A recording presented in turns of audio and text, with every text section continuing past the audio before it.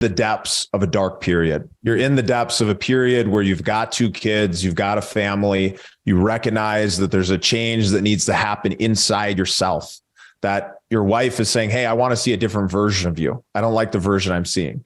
You're lacking the financial capability to make that change to create the life that you want to create, but you know a skill, you know how to run these restaurants. And so you do what you need to do because you've actually sat down, you've got clear on what your purpose is, you've got clear on that vision. And then you've had the faith to believe that it's going to happen, that it's going to come through you, that it will show up at the right moment. And it does. I think so many people forget that because they go into the darkness. I know I've been there, and I'm sure many of you who are listening have been there as well. And it's like when you go into that darkness, it can be actually a beautiful place if you look at it from that perspective, if you use it as a moment to get clear, to really understand what that vision of your life is, what the purpose is, and what this is all about. And it sounds like through that process, you really redeveloped who you are so that you can be this person who's really giving value and helping change people's lives directly. There are people who still remember me as that restaurant owner, as that Moe's owner. My wife just gave a talk recently in our local area, and people came up to her and said, I remember your husband when he was just opening Moe's, and now to see what he's doing, all these books, millions of copies sold later, doing all this work with all these companies and organizations and teams and great leaders on the planet. I get to work with the Dodgers, the Rams, the Miami Heat. Sean McVay's a great friend. Clemson football and Dabo Sweeney. I work with them. I get to work with all these teams. And yet I started by working in that restaurant. And you're right. I believe you have to have a vision and a purpose of where you're going and why you're going there. And when I talk, I think it's powerful because I've lived it. I've been there. As you said, I was in the depths of despair and darkness. And in that moment, I still had this eternal hope with a vision and purpose of where I'm going and why I'm going there. You need a telescope and a microscope. Telescope's the big picture vision of where you're going and why you're going there. And then the microscope's your zoom focus actions that you will take each day to realize the picture in the telescope. And we need both on our journey because I had this dream, but every day I had to work towards the dream. And I think so often people have this big idea, they have this big vision, but they don't take the actions each day. And a lot of times they take the actions each day, but then they lose sight of the vision and the purpose. We don't get burned out because of what we do. We get burned out because we forget why we do it.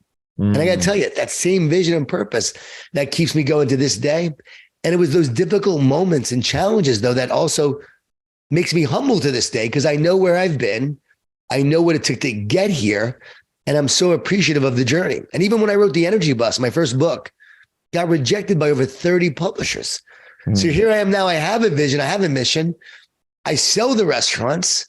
So in 2005, I sold the restaurants, made some money, not a fortune, but some. And now I'm like, okay, I want to focus on writing and speaking 100%. I told my wife, we got to sell the restaurant. She's like, no, we're just finally comfortable. Like it took us several years to get to this place where we're actually comfortable. We have money in the bank because it wasn't like that for those bunch of years beforehand. And I'm like, no, I got to do this.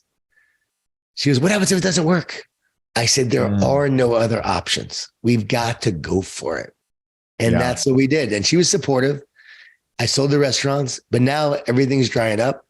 The money's actually coming out of the bank account. We're living off of it. And I'm thinking I may have to get a job if this goes on for a long period of time. And I'm walking one day and the energy bus comes to me. I write the book in 3.5 weeks, gets rejected by all those publishers though. So now you're being told your dream is not going to happen. So now I'm not really in the darkness, but now I'm in the phase of I'm pursuing my dream, but now I'm being told that's not going to happen. Yeah. So I could have went into despair. I could have given up, but I didn't because I had my vision and mission. And it was this, to encourage and inspire as many people as possible, one person at a time. So that was literally my vision and mission because I really did want to make a difference. And I realized I was so miserable when I was focused on me. And that's why my wife almost left me. When I made my life about others and serving others and making a difference, I said, you know what? I may not make a lot of money doing this, but I'm going to love doing this. So I'm going to focus on doing this. It wasn't about the money. And so that's what I was focusing on, making a difference and serving and impacting. And I wrote this book that I thought could be impactful. And I got to admit, did I want to be someone of value? Of course. Yeah. But I also want to add value to people's lives. I think there's an ego there, but your ego must actually be subservient to a bigger purpose in order to be truly successful. I believe if you're always focused on yourself, eventually that's going to give way to pride and greed and lead to a lack of success, because you got to build it with people over the long term. And even if you do it alone, eventually you're going to be very lonely and have all the money in the world and yet be miserable and have no relationships in the process. So how do you have a meaningful but successful life? It's always with people along the journey. It really does. And it's so fascinating, because some of the most powerful experiences I've had in my life have come from a time when I was focused on myself. And then I had a moment of oneness, a moment of connecting to God, the universe, whatever anybody who's listening wants to call it. But that moment of feeling like an unlimited amount of love inside. And that feeling comes from giving. It comes from doing unto others. It comes from putting yourself aside and being willing and asking for you to be passed over so that you can actually help another person. I think it's so powerful because we often forget it, because when we're in that survival mode, we're in that place where we're fearful, where we don't know if we have enough, where we're just trying to get by, that we can oftentimes forget that. And that's why I think it's so powerful to create what I call the dream life vision, that vision and purpose for what your life is really about, so that no matter what you're doing every day, whether you're, wiping down tables at a restaurant so that eventually you can get to the place you want to be, or whether you're working in some career job that you actually do love, but you know that there's more to life. What I'd love for you to share, Jon, is share with us a little bit about how somebody can go about discovering that dream life, that vision and that purpose for those people who are lost, or those people who feel like they're in a good place, but they know that there's more. And by connecting to that, they can find their way to it. Well, when I wrote The Energy Bus, it was really thinking about, what is it that I want? What is it that I want to create? What do I want to build? Who do I want to be? What does that future look like? What am I doing during that future? What is my family like? Am I a present dad? Am I involved in my kids' lives? I had an idea for training back then, but I knew I wasn't ready to do a training company because I needed to invest in my family first, and then be a season later to do that. So you have this ideal vision, but sometimes you have this vision, but it means not yet. You can't do everything all the time as part of your vision. Sometimes you're meant to wait on parts of your vision. But I did have the vision in terms of writing and speaking, and it kept me going. I went on a 28 city tour, paid for myself. Eventually that book, would get published by John Wiley and Sons. And I shared that message everywhere and anywhere. And we had 5 people in one city, 10 people in another, 20 in another. The most people ever were 100 people in Des Moines, Iowa. They thought Jeff Gordon was coming. That's why they showed up. And that's a real true story. Actually, they did think that. I was just back in Iowa doing an event for leadership training, packed house, full event, all the leaders in Iowa there. I mean, amazing people. It was like a full circle moment. And where does that start? It starts, as you said, the vision and purpose. How do you get clear on that? For me, I'm a person of faith. So for me, the way you find your vision and purpose is you can't know your vision and purpose without the relationship with the one who created you for a purpose. And so I truly believe, like, you have a purpose. You're not an accident. And if it's just a universe, which means one song, by the way, there's a creator of the one song. But if it's just a universe and it's all randomness, then guess what? Then you're an accident. And if you're an accident, then there's no purpose. Then there's no meaning to your life. The fact that you want a purpose, or you believe you have a purpose, and the fact there's one for you, means that this world is not an accident. You're not an accident, and you're here for a reason. And so as you connect with that God, that oneness that you talked about, that's my book coming out in June called The One Truth. One Truth is about oneness versus separateness. That when we feel separate, alone, disconnected, divided, we feel weak and powerless and sad and have a lot of anxiety and worry. And a lot of people right now in this world feel that way because they feel separate. But as you return to oneness and connection, but connected to what? Connected to the God that created you. See, the tree is meant to be rooted in the soil. It's not meant to grow apart from the tree. We know that fish, they're meant to be in the water. That's where they thrive, in the water. Well, guess what? You thrive when you're connected to your creator.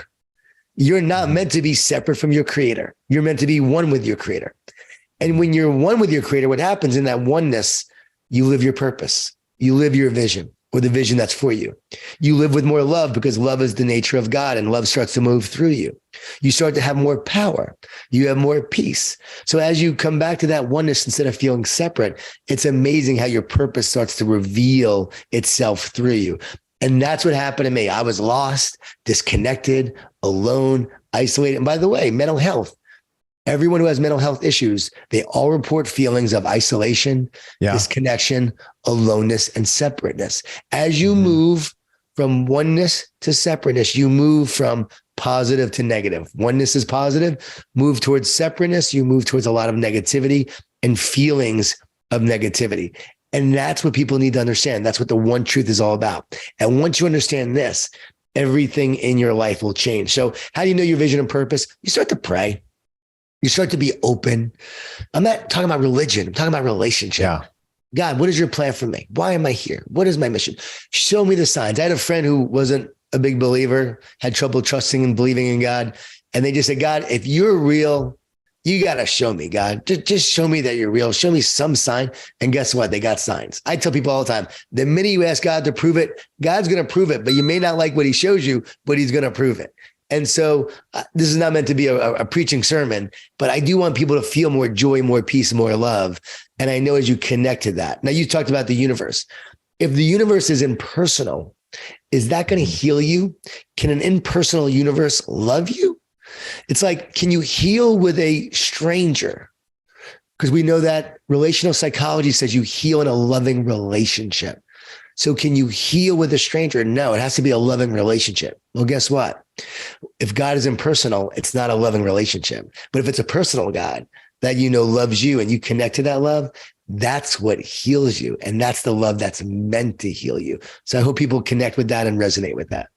Yeah. And I really think there's something really powerful there because, for me personally, Jon, like I grew up Catholic. I got pretty far away from religion. I almost looked at it from a negative place because of some of the beliefs and values that I learned that made me feel shame and blame and all of these things. And then later in life, I ended up finding my way back in a different way, not necessarily to religion, but to that connection to oneness, to this personal connection with something that's so much greater. And I don't know the right words to describe it and trying to speak in a way that will speak to a lot of people, but whether you call it God or oneness or something, but it is a personal connection. And it is that feeling that what I found for myself was that when I actually was connected to that, when I was giving, when I was asking for signs, the synchronicities, the magical things that start showing up, and you start believing and having faith versus living in that place of fear, right? Having that faith coming in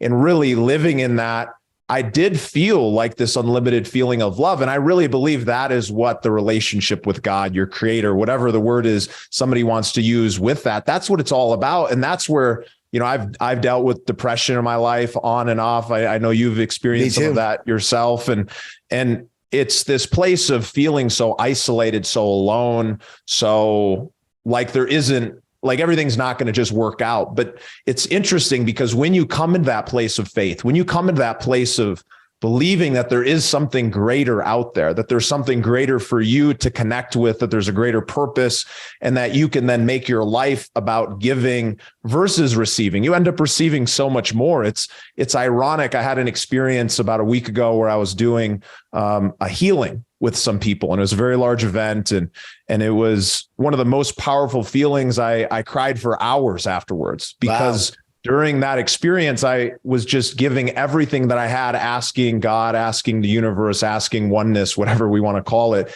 to bring down and help this person.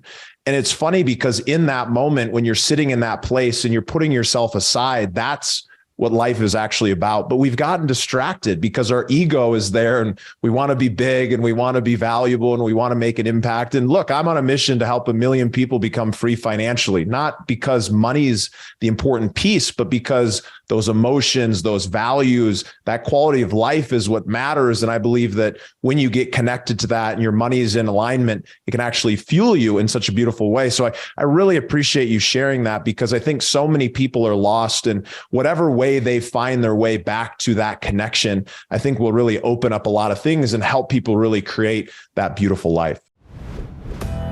Thank you for listening to the Investor Mindset Podcast. If you like what you heard, make sure to rate, review, subscribe, and share with a friend.